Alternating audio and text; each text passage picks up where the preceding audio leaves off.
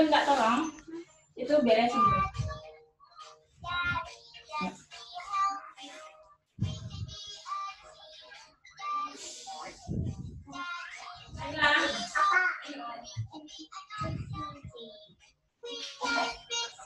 Kok gini ya? Saya.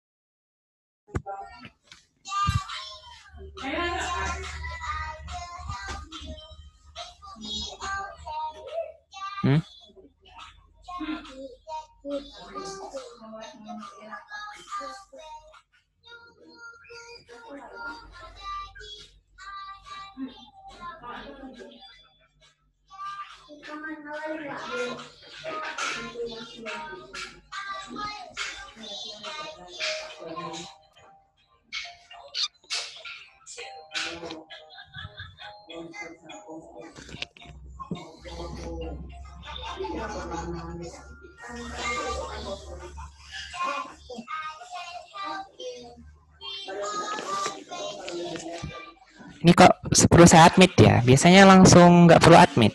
Ada yang tahu? Kurang tahu, Pak.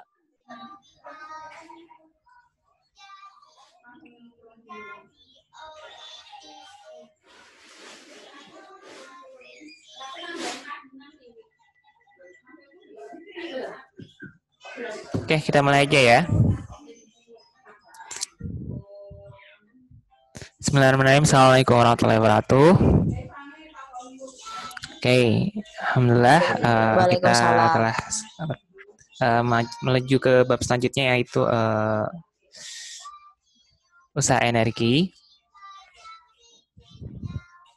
Nah, seperti kalian lihat ya di sebentar ya, ini ada sedikit problem ini. Biasanya nggak pakai admit ya, ini kok pakai admit? Ada yang tahu? Kurang tahu, Pak.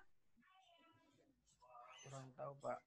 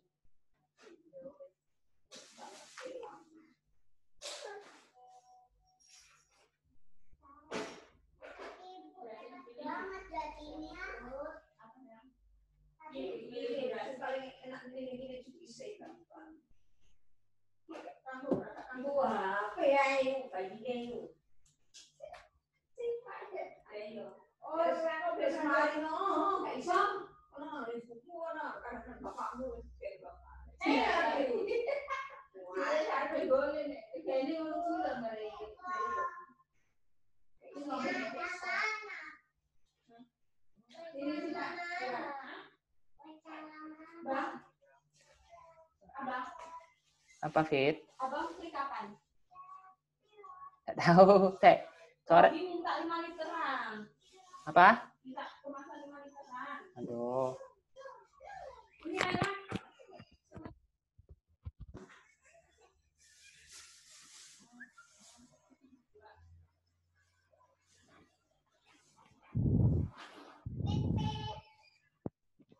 Nanti ibu minta tolong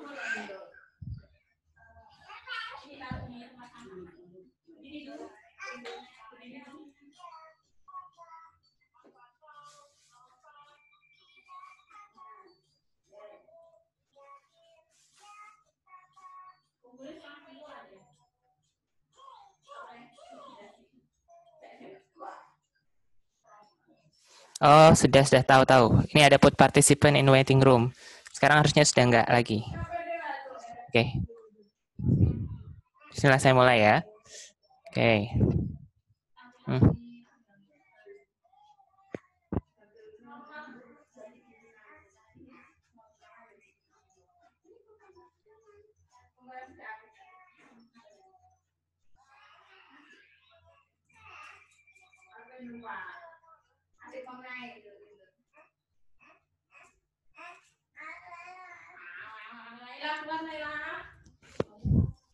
Baik. Bismillahirrahmanirrahim. Assalamualaikum warahmatullahi wabarakatuh. Baik, kali ini kita akan bicarakan tentang usaha dan energi. Ini saya ngambil slide dari teman-teman di UPI. Jadi memang sebenarnya namanya belajar itu materinya bebas ya, mau dari manapun nggak masalah.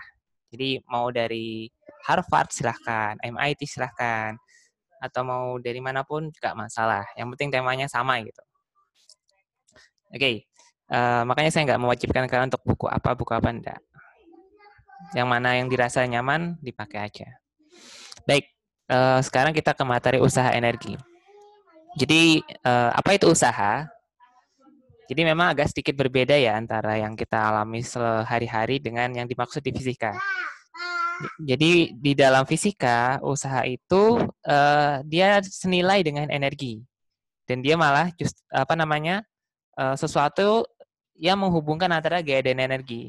Di mana ketika gaya dengan perpindahan tertentu maka dia bisa mengubah energi. Oke. Nah, energi sendiri itu adalah kemampuan melakukan usaha. Kalau di definisi, usaha itu adalah way atau work ya, yang dilakukan oleh gaya bisa konstan, bisa tidak konstan. Konstan itu salah satu yang biasanya biar mudah diselesaikan ya, seperti ketika dulu. Oke, dan dia adalah usaha itu definisinya adalah gaya yang dikalikan dengan perkalian dot terhadap perpindahan. Jadi kenapa timbul cos? Itu karena dia adalah perkalian dot. Masih ingat perkalian dot dulu? A dot B sama dengan mutlak A dikalikan mutlak B dikalikan dengan cos theta kan? Nah, itu contohnya persis untuk kasus usaha energi. Di mana usaha itu adalah gaya dikalikan dengan perpindahannya. Contohnya kayak gambar ini. Ada gaya ke kanan, tapi ini miring ya. Ada perpindahan ke arah kanan. Maka nilai usahanya adalah gaya dikalikan dengan perpindahannya yang searah. Karena F-nya ini tidak searah, maka harus dikalikan dengan cos theta biar dapat yang searah. Oke, seperti itu tentang usaha ya. Nah, kalau bicara tentang usaha, maka ya dia tidak meninjau tentang waktunya tidak ditinjau, kecepatan juga tidak ditinjau.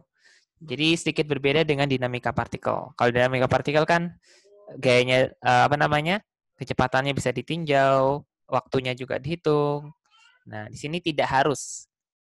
Meskipun dari usaha energi itu kita bisa dapatkan nilai dari kecepatan terus bisa laris nih. Jadi memang ini saling melengkapi satu sama lain.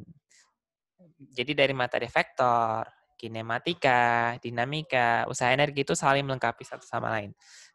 Jadi dan itu juga memberikan keleluasaan kita untuk menyelesaikan persoalan. Bisa pakai pendekatan dinamika, kinematika atau usaha energi. Tapi ketika kita betul, insya Allah jawabannya akan sama. Oke. Nah, sekarang tentang usaha ya. Karena tadi definisi usaha adalah F.S atau F cos theta kalikan dengan delta X, maka ketika tidak ada perpindahan, otomatis usahanya nol kan? Nah, itu yang dimaksud ini ya. Usaha nol ketika tidak ada perpindahan. Karena delta X-nya nol, berapapun dikali nol, tentu hasilnya nol kan? Oke, jadi kalau seberapa besar pun kita mendorong sesuatu, kalau tidak ada perpindahannya, maka nilai usahanya adalah nol. Nah, kemudian hal lain lagi adalah ketika gayanya saling tegak lurus. Karena ketika tegak lurus, itu cos theta sama dengan nol kan? Karena cos 90 derajat itu adalah nol.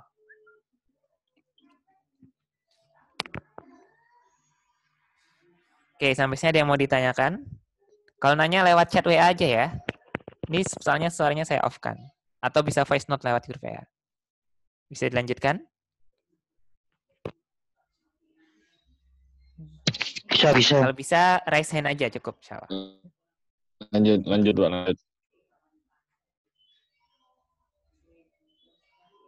Lanjut ya. Oke. Ya.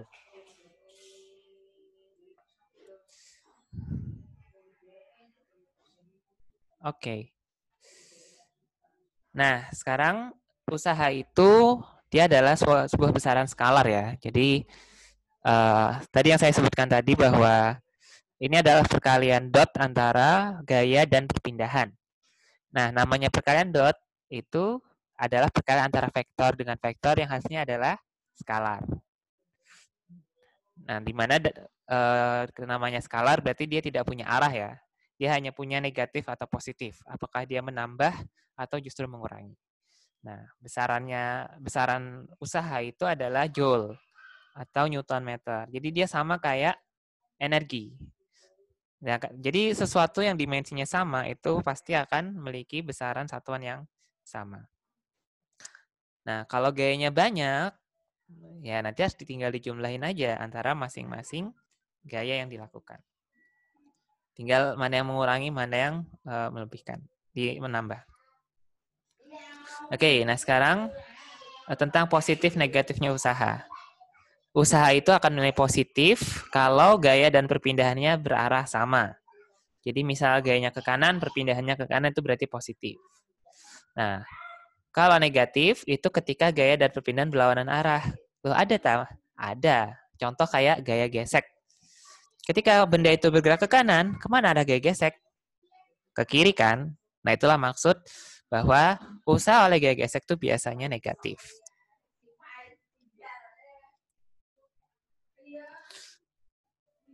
Oke, ini contoh lain ya.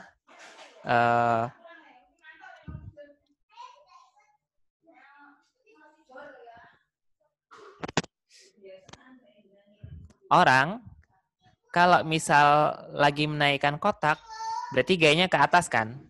Nah, jadi kalau kotaknya lagi naik ke atas, maka dia akan bernilai positif. Tapi ketika menurunkan itu kan geraknya ke bawah kan? Tapi meskipun dia bergerak ke bawah, tapi kan tangannya kan sebenarnya narik ke atas kan? Cuman gayanya dikurangin, biar lebih besar gaya gravitasinya dibandingkan gaya ke kanan. Nah, itu adalah contoh ketika kondisi negatif. Jadi yang diingat itu pergerakannya aja, kemana benda bergerak. Nah, kalau arah gaya searah dengan arah gerak berarti positif. Kalau berlawanan berarti negatif. Nah, gitu aja gampangnya mikirnya. Jadi kayak contoh ini ya, kalau pas naik kotak, benda gerak ke atas, gaya ke atas, maka positif. Ketika menurunkan kotak, benda bergerak ke bawah, tapi gayanya ke atas, maka negatif. Sebaliknya, dengan gravitasi, nah, pada saat kotak naik, kan geraknya ke atas. Tapi gravitasinya kemana? Ke bawah kan? Nah, berarti saat itu gaya gravitasi usahanya adalah negatif. Sementara ketika menurunkan kotak, itu kan gerakannya ke bawah. Gerakannya ke bawah, terus gayanya ke bawah, maka hasilnya adalah positif. Kalau bergerak horizontal, nilainya 0. Kok bisa 0? Iya, karena gravitasi kan arahnya ke bawah. Kalau horizontal itu kan berarti kiri kanan kan? Atau dengan kata lain sudutnya 90 derajat kan? Tegak lurus. Nah, seperti yang tadi slide sebelumnya ya, bahwa usaha bisa bernilai 0 ketika perpindahannya 0 atau ketika sudutnya 90 derajat atau tegak lurus. Oke, sampai sini ada yang mau ditanyakan dulu? Bisa lewat WA ya kalau tanya. Atau kalau jelas, raise hand aja.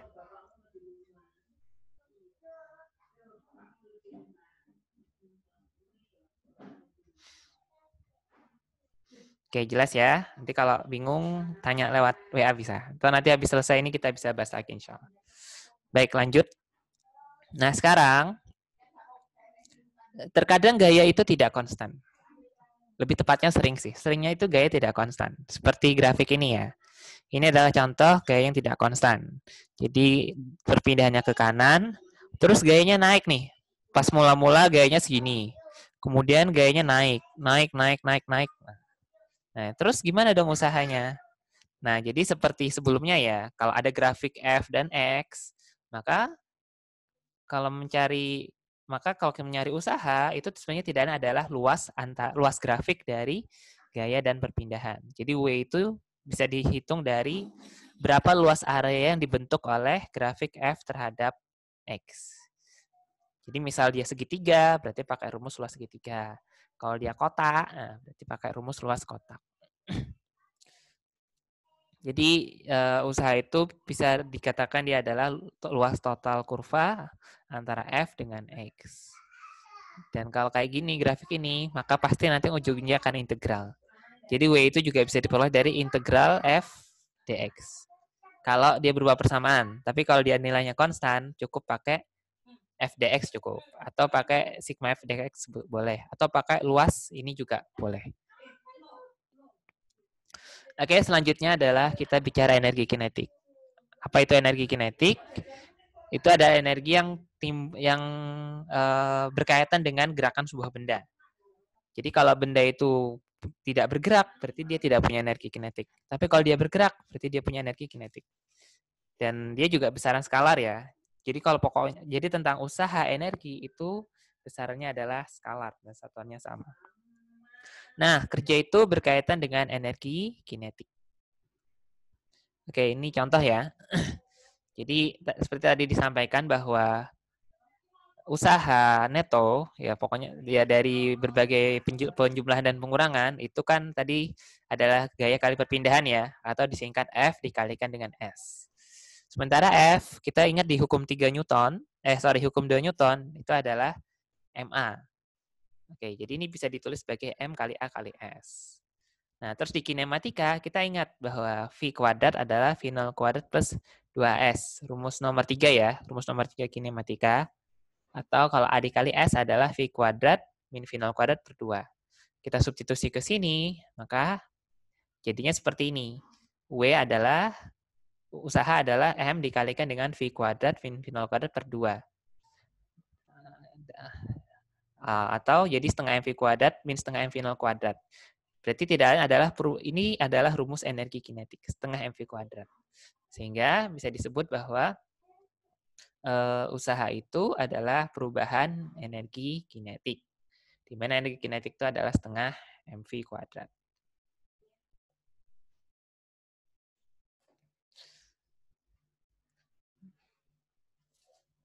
Oke, itu yang tadi saya sebut ya. Jadi gaya usaha neto itu adalah perubahan energi kinetik. Jadi ada beberapa buku yang menulisnya delta KE, ada yang menulisnya delta EK. Ya, intinya energi kinetik lah. Sama aja. Nah, jadi ketika usahanya positif, maka akan membuat perubahan energi kinetiknya positif. Tapi kalau usahanya negatif, misal gaya gesek, maka nanti delta EK-nya akan negatif.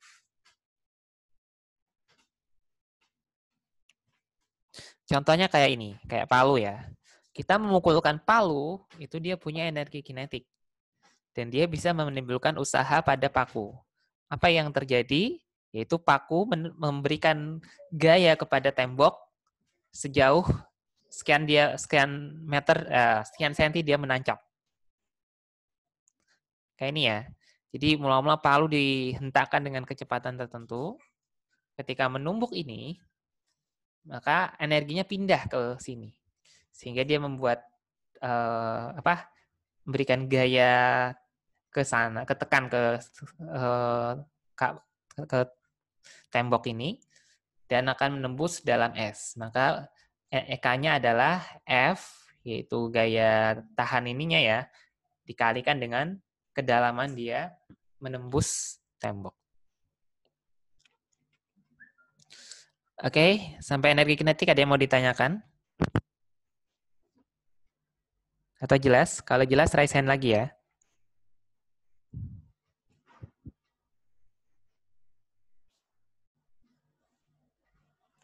Baik. Lanjut. Sekarang kita ke energi potensial. Apa itu energi potensial? Jadi energi potensial itu adalah energi yang berkaitan dengan posisi benda. Jadi lebih kepada posisinya gitu. Kalau posisinya berubah, maka energi potensial berubah. Jadi berbeda dengan energi kinetik. Kalau energi kinetik itu berkaitannya dengan kecepatan yang dimiliki benda. Nah, kalau potensial itu adalah berkaitan dengan posisi. Contohnya banyak, kayak potensial gravitasi. Itu kan berkaitan dengan posisi kita terhadap bumi kan ya. Semakin jauh dari bumi, maka akan semakin kecil gaya gravitasinya.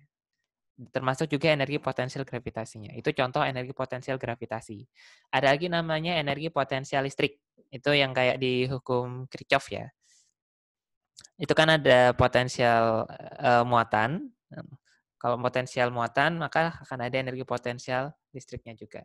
Contohnya adalah energi potensial pegas. Itu kan berkaitan dengan posisi. Semakin besar regangannya, maka akan semakin besar energi potensialnya. Atau semakin besar tekanannya pula semakin besar.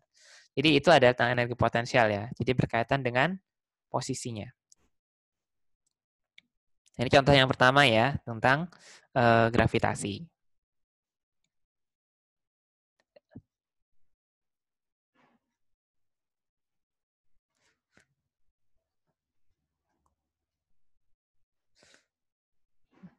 Contoh, misal ada buku bermassa M, ketinggian awalnya adalah YF ya.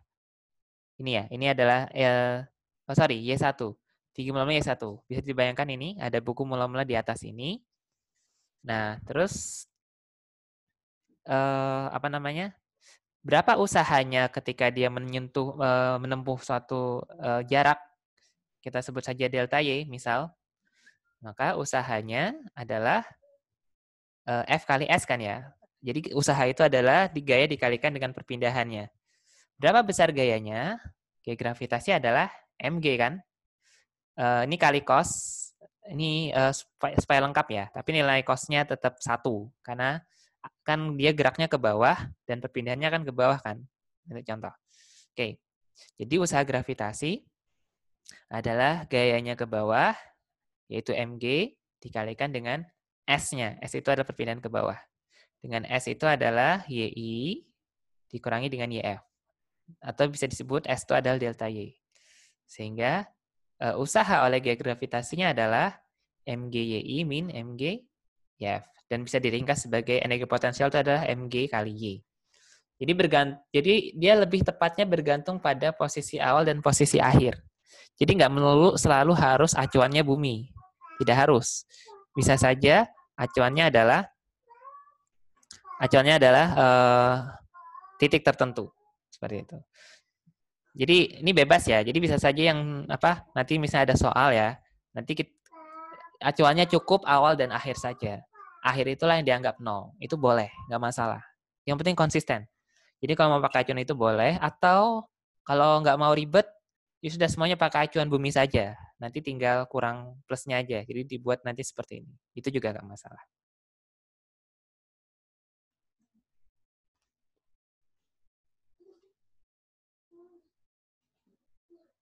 Ini tadi yang saya bilang ya, bahwa pemilihannya itu bebas. Tapi yang paling mudah itu biasanya permukaan bumi atau tempat lain yang disarankan oleh soal. Misalnya soal itu adalah kita misalnya posisi akhir, atau posisi awal, itu bebas.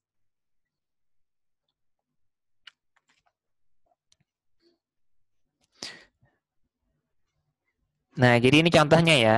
Bisa saja kita menggunakan acuan gambar buku ini terhadap meja, itu boleh. Kalau soalnya cuma terbatas dari sini ke meja boleh. Atau mau dari sini ke sini juga boleh gitu. Atau dari sini ke sini juga boleh, tergantung acuannya. Yang paling gampang ya posisi awal, posisi akhir. Gitu aja. Oke, sekarang lanjut kita ke gaya konservatif. Apa itu gaya konservatif? Jadi gaya konservatif itu adalah usaha yang dilakukan pada benda yang tidak bergantung pada lintasan. Dia hanya bergantung pada posisi awal dan akhir. Dan dia biasanya tidak mengubah energi mekanik. Maksudnya apa? Jadi dia cuma merubah energi dari potensial ke kinetik misal. Itu contoh. Atau sebaliknya mengubah energi kinetik potensial. Jadi energi mekaniknya tetap. Itu ciri khas dari gaya konservatif. Dia cuman merubah gitu. Nanti kita akan bicara gaya non-konservatif. Tapi yang gampang itu adalah gaya konservatif itu gaya yang hanya ninjau posisi awal dan akhir. Dan biasanya itu adalah energi potensial, berkaitan dengan energi potensial. Contohnya ini, gravitasi, gaya pegas, atau elektromagnet. Nah, itu tidak bergantung lintasan. Dia hanya meninjau titik awal dan titik akhir. Nah, kalau non-konservatif itu bergantung pada lintasan. Dan dia biasanya merubah energi mekanik. Contohnya adalah gaya gesek. Jadi dia mengubah energi mekanik. Jadi energinya mula-mula berapa, kena gaya gesek, jadi habis energi mekanik. Itu bisa. Jadi seperti itu ya. Jadi biasanya yang jadi gaya non-konservatif adalah gaya gesek. Contoh lainnya gaya non-konservatif itu adalah gaya eksternal. Jadi kayak misalnya dikasih F sekian Newton. Nah, itu juga gaya non-konservatif. Itu adalah gaya non-konservatif. Karena dia merubah energi dari benda. Mula-mula diam jadi bergerak gitu. Dan dia bergantung pada lintasan. Jadi beda dong antara sini yang lintasan biru dengan lintasan merah. Kalau benda digerakkan lintasan biru, tentu usaha gaya geseknya kan lebih kecil dibandingkan dengan yang kuning ini. Nah, atau merah lah, seperti itu. Nah, itu contoh gaya non-konservatif. Oke, selanjutnya kita ke kekalahan energi mekanik. Apa maksudnya energi mekanik? Itu maksudnya adalah tentang energi total. Jadi kalau benda itu tidak mengalami gaya non-konservatif, dia hanya mengalami gaya konservatif, berarti misalnya benda jatuh, atau benda dilempar ke atas, atau kena pegas. Nah, itu adalah contoh berlakunya energi mekanik. Dia hanya berubah energinya aja dari potensial ke kinetik atau sebaliknya kinetik ke potensial. Paling gampang dirumuskan seperti ini ya. EI sama dengan EF. Simbol ini bebas ya, kadang pakai I, kadang juga pakai simbol lain. Jadi bisa saja dia menggunakan simbol IM1 sama dengan IM2. Itu nggak masalah, itu simbol aja ya. Intinya adalah energi kinetik awal ditambah energi potensial awal itu sama dengan energi kinetik akhir ditambah dengan energi potensial akhir. Jadi berlaku seperti itu. Misalnya seperti gaya pegas. Itu gaya konservatif yang lain. Oke, dan rumus gaya pegas itu kan min Kx ya. Jadi dia melawan arah gerak. Kalau pegasnya digerakkan ke kanan, maka kemana gaya pegasnya? Ke kiri kan, dia narik gitu. Tapi kalau dia didorong ke kiri, maka dia memberikan gaya kemana? Ke kanan kan. Itulah kenapa ada tanda minus ini. Itu tentang gaya pegas. Oke, sementara untuk energi pegasnya, bagaimana elastiknya? Oke, ya kita gunakan persamaan ini ya. F adalah F kali cos theta. Cos theta-nya jelas 1. Oke, kemudian F-nya ini kita pakai F rata-rata. Kan dia kan bergerak terus ya. Jadi kita menggunakan F rata-rata, yaitu yang saat 0 sampai dengan yang maksimum. Kita peroleh nilai ini, min Kx per 2, sehingga mencari W-nya adalah 0 min Kx per 2 kali X, atau menjadi setengah Kx kuadrat. Jadi energi potensial pegas itu positif ya. Baik ditekan maupun ditarik, itu nilainya akan positif. Dia nilainya setengah Kx kuadrat. Nah, jadi persamaan energi mekanik tadi itu berlaku untuk segala potensial ya. Jadi persamanya kan energi kinetik tambah energi kinetik 1 tambah potensial 1 sama dengan energi kinetik 2 potensial 2 kan. Nah, itu juga berlaku di potensialnya itu bisa macam-macam, bisa gravitasi, bisa pegas. Kalau tambah listrik ya tambah listrik. Kinetik juga sama. Nanti kalau ada kinetik rotasi, translasi, itu akan masuk. Tapi kita bicara translasi dulu ya. Rotasi mungkin akan di bab setelah UTS, insya Allah. Oke, nah sekarang kita bicara gaya non-konservatif dengan tinjauan energi. Nah, jadi dalam kasus gaya non-konservatif itu, energi mekaniknya nggak konstan. Akan ada perubahannya. Dan tapi persamaan umum ini tetap sama ya. usaha total itu akan mengubah energi kinetik, delta EK. Jadi kalau ada gaya konservatif, non-konservatif, ya nggak apa-apa, jumlahin aja semua. Maka akan didapatkan perubahan energi kinetiknya. Nah, tapi kalau kita cuma ninjau gaya non-konservatif saja, misalnya gaya gesek, maka dia akan menjadi perubahan energi. Energi ini energi total. Jadi, misal energi total mula-mula itu 100 Newton, kena, dan 100 itu terdiri kinetik potensial ya, dan itu bisa berubah-ubah gitu. Kadang kinetiknya sekian, potensial sekian, itu nggak masalah. Tapi ketika ada gaya usaha non-konservatif, dia akan mengubah energi totalnya. Misal berkurang 10 Newton, atau berkurang berapa joule gitu. Maaf, mau saya joule ya, bukan Newton. Oke, nah kita tidak dapat menciptakan atau memusnahkan energi. Dia cuma berpindah dari satu sistem ke sistem lain. Oke, terakhir kita bicara tentang daya. Apa itu daya? Daya itu adalah energi per satuan waktu. Sama kayak daya listrik ya, sekian watt, kilowatt. Nah, itu bicaranya adalah energi per satuan waktu. Semakin lama kalian memakai, maka akan semakin banyak energi yang habis. Oke, nah tadi W itu apa sih? Itu kan F kali S kan? Maka F-nya bisa kita keluarkan, terus jadinya S per T. Apa itu S per T? Dia menjadi V. Jadi dia juga bisa didefinisikan sebagai gaya yang dilakukan konstan dengan benda yang dengan kecepatan tertentu. Baik, saya rasa itu dulu untuk materi untuk ini. Saya akhiri dulu sesi Zoom pertama ini. Saya mohon maaf, tapi saya terima kasih. Kita lanjut di diskusi di WA ya. Baik, Assalamualaikum warahmatullahi wabarakatuh. Waalaikumsalam warahmatullahi wabarakatuh. Waalaikumsalam.